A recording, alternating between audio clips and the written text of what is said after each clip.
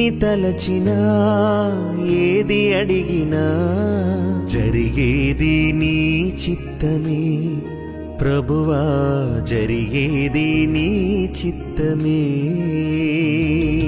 ఎన్ని తలచినా ఏది అడిగినా జరిగేది నీ చిత్తమే ప్రభువా, జరిగేది నీ చిత్తమే. నీ వాక్కుకై వేచియుంటిని, నా ప్రార్థన ఆలకించుమా ప్రభువా, నా ప్రార్థన ఆలకించుమా.